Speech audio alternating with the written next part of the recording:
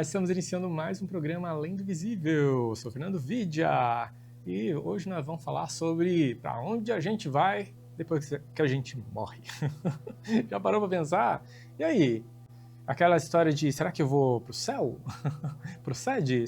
Para onde que eu vou, no fim das contas, né? Então tudo depende. Essa é a resposta que eu já antecipo para você, mas é sobre isso que nós vamos abordar hoje no programa, tá? Fique comigo até o final que só vai ter reflexão boa aqui, positiva. Então é isso, a pergunta é essa: para onde a gente vai depois que a gente morre? Independentemente da religião, porque cada religião pode ter o seu conceito de local ou região pós-morte, né? A gente vai ter um olhar aqui espiritualista e voltado mais às tradições esotéricas. A gente vai entender que existem diversos planos vibracionais e dependendo de como que está a nossa vibração, a gente vai estar alinhado muito mais com aquele plano, com aquela região, com aquela frequência energética que aquele plano vibracional, aquela dimensão, né, tem ou representa, tá? Basicamente é isso. Ou seja, em vida, aqui no mundo físico, a gente tem a oportunidade de criar um padrão vibracional que vamos entender que é a média da nossa vibração. Será que está fazendo sentido para você? Então vamos entender o seguinte: pensamentos criam energia, tem uma frequência. Sentimentos, mesma coisa. O conjunto disso, pensamento e sentimento, que é o que forma a nossa alma, né? O corpo mental e o corpo emocional formam a nossa alma, a nossa personalidade. O conjunto disso vai estabelecer a nossa vibração geral. Porque o corpo físico ele é mais uma veste, ele é um veículo para a gente interagir aqui no mundo físico. Mas são os nossos pensamentos, os nossos sentimentos que direcionam para onde a nossa vibração vai. E às vezes é uma montanha russa. Já parou para pensar? A nossa vibração, por vezes, oscila. Então, hora a gente está vibrando alto, hora a gente está vibrando baixo. Com uma chamada senoide, né? Que é aquela forma que parece uma cobrinha, assim, fica um movimento de zigue-zague de vai e vem, mas é num cima e baixo. A nossa vibração, quando está para cima, entre aspas, ou mais sutil, ela está conectada com regiões ou planos vibracionais elevados, dimensões mais elevadas. Quando está mais baixa, dimensões ou planos vibracionais mais baixos também. Mas oscilar é normal. A grande questão é qual a média da nossa vibração. Se, de acordo com os nossos pensamentos, os nossos sentimentos, a média da nossa vibração estiver muito baixa, esse for o nosso padrão, então a gente vai entender que, naturalmente, como é um padrão da nossa alma, existem regiões dimensionais que são correspondentes àquele padrão. Então, tecnicamente, né, é para lá que nós iremos, por compatibilidade vibracional. Mas não é só isso que garante o local que a gente vai. Vamos entender, tá? Existe aí outra questão envolvida, o mérito, merecimento de auxílio espiritual, de resgate espiritual. Posso não ser a melhor pessoa do mundo, a minha vibração pode não ser daquelas. Mas se ainda assim eu tiver merecimento de auxílio, de apoio espiritual, intercessão de várias pessoas, independentemente do processo da morte e da minha frequência energética média me levar automaticamente para uma região, eu posso receber ali um auxílio, um apoio espiritual para eu não apenas ser resgatado ou ainda direcionado a locais melhores. Não é à toa que a gente faz, por exemplo, encaminhamentos espirituais, resgates de entidade sofredora, entidade obsessora, porque existe merecimento, existe a oportunidade oferecida para cada pessoa poder escolher ir para uma região melhor. Então, independentemente da nossa vibração média, existe também nosso merecimento. Ou seja, o que é um merecimento? Se a gente fez o bem, se a gente tem os pontinhos positivos, né, que garantem a nós um auxílio espiritual, se existe uma intercessão espiritual por parte de pessoas queridas, pessoas que oram por nós, tudo isso pode nos dar a oportunidade de sermos direcionados para locais positivos, locais bons, se comparado, né, com outras regiões astrais que podem não ser tão boas ou tão positivas assim. Não é à toa, por exemplo, que nós temos os encaminhamentos espirituais. Encaminhamento de entidade sofredora, entidade obsessora. No primeiro momento você vai falar assim, mas é obsessor? Né? Que merecimento o obsessor tem de oportunidade tem para todos? Imagine só se não recebessem oportunidades.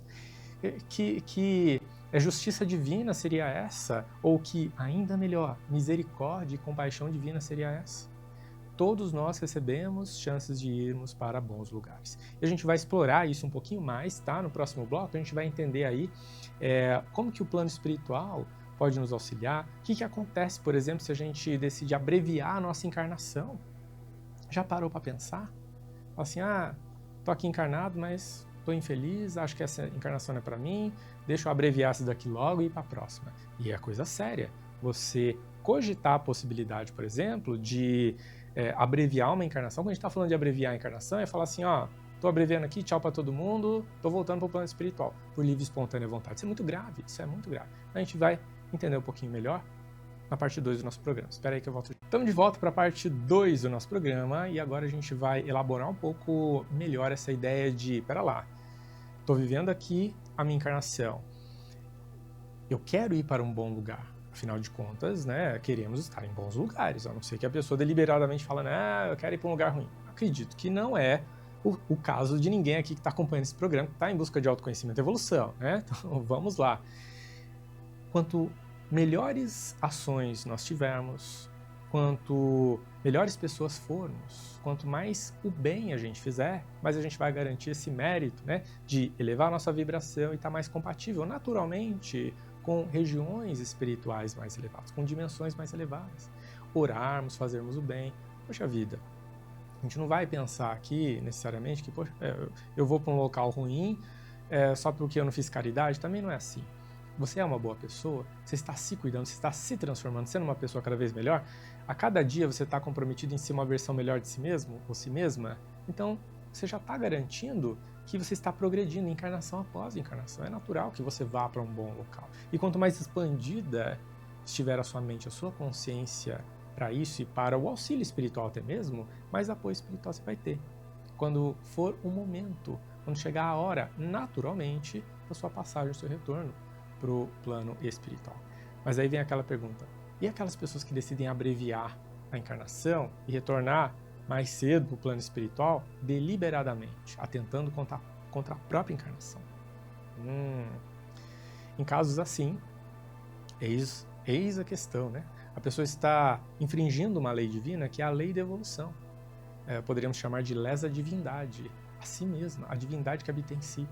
Todos nós, por mais simples e ignorantes que sejamos, temos o direito à evolução.